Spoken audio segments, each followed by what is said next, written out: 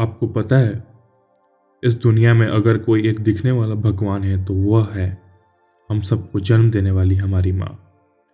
किसी भी परिस्थिति में माँ अपने बच्चों के हित में विचार करना नहीं छोड़ती। कभी कभी मृत्यु होने के बाद भी उनकी रूह अपने बच्चों की सहायता करने के लिए तड़पती है, और शायद उनकी ममता के आगे भगवान को भी अपने नियम को बदलना पड़ता है। यह कहानी एक सत्य घटना पर आधारित है। कहानी भेजने वाले का नाम दीनदयाल वर्मा है। वह महाराष्ट्र के रहने वाले हैं।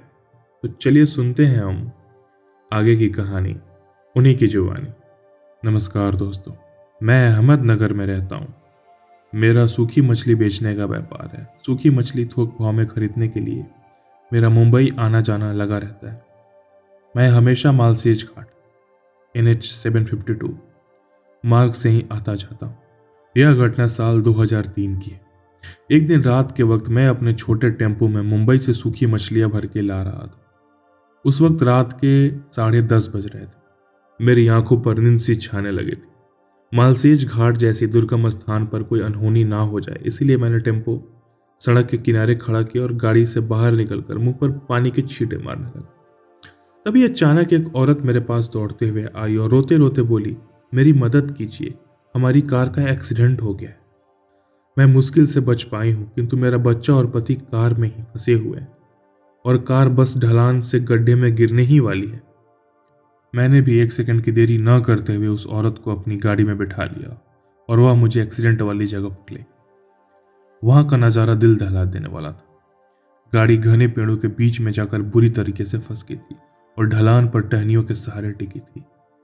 पेड़ और टहनियों के बीच में फंसी उस गाड़ी के दरवाजे खोलकर किसी का भी बाहर निकलना लगभग नामुमकिन सा लग रहा था। यह सोचकर मैंने पीछे मुड़कर उस औरत की तरफ नजर डाली, पर वो मुझे कहीं नहीं, लेकिन मुझे उसके बच्चे की रोने की आवाज आ रही थी।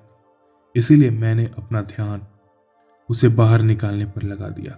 उस फंसी हुई गाड़ी में काफी अंधेरा था, किंतु सड़क के उस पार से आने वाली लैंप की धीमी धीमी रोशनी में मुझे पीछे की सीट पर बच्चा दिख गया था और आगे की सीट पर 2 लोग थे जो ड्राइवर सीट पर थे। उसकी शायद मौत हो चुकी थी, क्योंकि उसके बाजू से निकलने वाली पेड़ की नुकीली टहनी उसके गर्दन में घुस गई थी। बहुत ही डरावना नजारा था। गाड़ी भी कुछ ही मिनटों में गिरने के इशारे दे रही थी। उस वक्त रात को सड़क बिल्कुल वीरान थी। किसी से भी मदद की उम्मीद लगभग ना के बराबर थी। फिर मैंने वहीं पर पड़े एक नुकीले पत्थर से जैसे तैसे पीछे का कांच फोड़कर उस बच्चे को बाहर निकाल लिया। ईश्वर की दया से उसे कांच का एक टुकड़ा भी नहीं लगा था। बाहर निकलते ही बच्चा वहां देखकर दोनों हाथ आगे करके किसी को गोद में लेने के लिए कह रहा था, उसी जगह पर जहां पर वह औरत पहले खड़ी थी। लगभग आधे घंटे में मैंने लोकल पुलिस को खबर दे दी। पुलिस को उस गड्ढे से कार निकालने में सुबह के 5 बज गए थे। बाद में जब कार में पड़े उन 2 लाशों को बाहर निकाला गया तो मैं आश्चर्यचकित रह गया, क्योंकि उस कार में जिस औरत की लाश थी वही औरत रात को मुझे मदद के लिए बुला कर लाई थी, लेकिन वह तो कब की मर चुकी थी।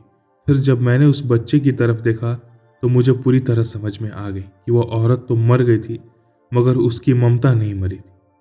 मौत होने के बाद भी उसको मुक्ति नहीं मिल पा रही थी, क्योंकि उसकी रूह अपने बच्चे की जान बचाने के लिए तड़प रही थी। कुछ दिन में ही पुलिस की मदद से उस बच्चे की जिम्मेदारी उसके रिश्तेदारों को सौंप दी गई। तो यह थी मेरी कहानी। उम्मीद करता हूं कि यह कहानी आपको अच्छी लगी हो।